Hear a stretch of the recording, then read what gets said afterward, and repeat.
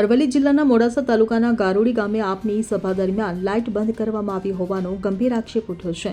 આપના નેતાઓએ દાવો કર્યો છે કે આ ઘટના ભાજપના ઇશારે થઈ હોવાની શંકા છે, જેનો હેતુ સભાને વિખેરવાનો હતો।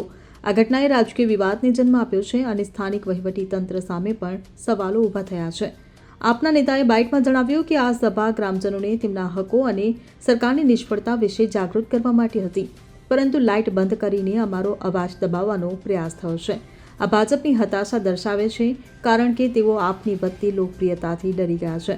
તેમણે વધુમાં કહ્યું કે આ ઘટના લોકશાહીનું હનન છે અને તંત્રની નિષ્પક્ષતા પર પ્રશ્નો ઊભા કરે છે। જ્યારે સ્થાનિક લોકોનું કહેવું છે કે સભા શરૂ થયાના થોડા સમય બાદ જ અચાનક વીજળી ગુલ થઈ, જેનાથી લોકોમાં નારાજગી ફેલાઈ।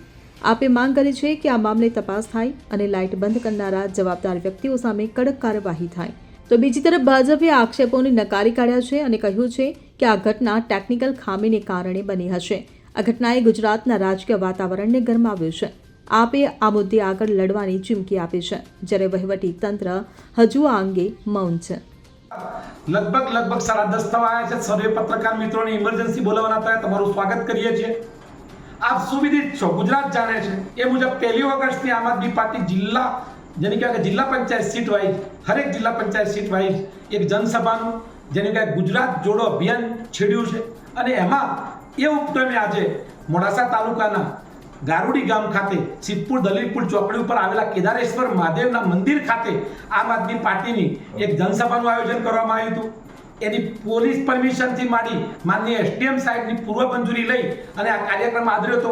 ક્યાંક ને ક્યાંક ભાજપના તાનાશાહોના ઇશારે મારી ઇવેન્ટ શરૂ થાય ત્યારે તરત જ અમારી લાઇટ કાપી નાખવામાં આવી। હું આપના માધ્યમથી એ તાનાશાહોને અને પોલીસ પ્રશાસન અને જેની કહેવાય કે આયોજન સમિતિમાં બેઠતા તમામ એ અધિકારીશ્રીને અને ખાસ કરીને અરવલ્લી જિલ્લા કલેક્ટરશ્રીને કહેવા માંગુ છું કે રાષ્ટ્રીય પાર્ટીની એક ઇવેન્ટ હોય અને એમાં ક્યાંક ને ક્યાંક સમય રાત્રિનો સમય છે, ખુલ્લા વાતાવરણની અંદર મિટિંગ છે, ત્યાં જેને કહેવાય કે જેની જાનવરોનો એટલો વસવાટ છે, એ જ સમયે જેની કહેવાય કે પોલીસ ત્યાં સાક્ષી છે। મારી પાસે પોલીસ પરમિશનનો લેટર, તમામ પોલીસના વિડીયો, એ ઇવેન્ટના વિડીયો પણ મોજૂદ છે। ક્યાંક ને ક્યાંક અમારી આ લાઇટ ભાજપના ઇશારે અને માનનીય જેને કહેવાય કે ઇલેક્ટ્રિસિટી બોર્ડના એન્જિનિયરને હાથો બનાવી અને ઈરાદાપૂર્વક અમારી લાઇટ જેને કહેવાય કે જે તે ઇવેન્ટની લાઇટ કાપી નાખવામાં આવી છે।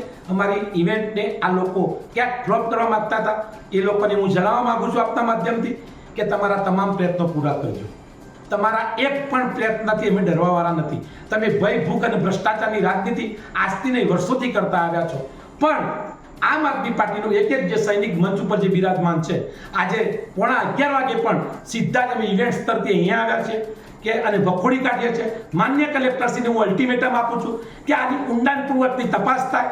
આવતીકાલે આમ આદમી પાર્ટીના એક કાર્યક્રમને જો સેટ પણ આંચ આવશે તો જયદીપસિંહ અંસર ઉપર બેસશે, જિલ્લા કલેક્ટરશ્રીના આઘારી આવીને બેસશે। તમારા જવાબ આપવો રહ્યો સાહેબ।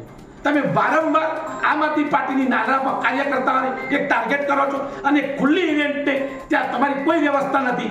તમારી આયોજન સમિતિ બેસે છે અથવા તો જેની કે સંકલન સમિતિ બેસે છે, એમાં કોઈ માર્ગદર્શિકા નથી, એમાં કોઈ પ્રોપર ગાઈડલાઈન નથી। શા માટે લાઇટ લેવી પડી? પોલીસ બેઠેલી છે, પોલીસ સાક્ષી પૂરશે। એ તમામ પોલીસના અધિકારીઓને હું કાલે વિડીયોના મારફત હું વિડીયો જેની કે મૂકવાનો છું કલેક્ટરશ્રી આગળ કે આ શું થઈ રહ્યું છે। કોઈ લોકશાહી બચવાનો કોઈ કોશિશ કરો છો ખરા? કઈ સિસ્ટમથી રાજનીતિ અથવા તો જેની કહેવાય દેશ ચલાવવા માંગો છો? હું સખત શબ્દોમાં આ ઘટનાને વખોડું છું। આની ઊંડાણપૂર્વકની તપાસ થાય એ આશા સાથે મારી વાતને પૂર્ણ કરું છું। Bureau report CN24 news. હવે જુઓ દેશ દુનિયાની તમામ ખબરો તમારી આંગળીના ટેરવે। ઉઠાવો મોબાઈલ અને Google Play Store પરથી ડાઉનલોડ કરો અમારી CN24 ન્યૂઝ મોબાઈલ એપ।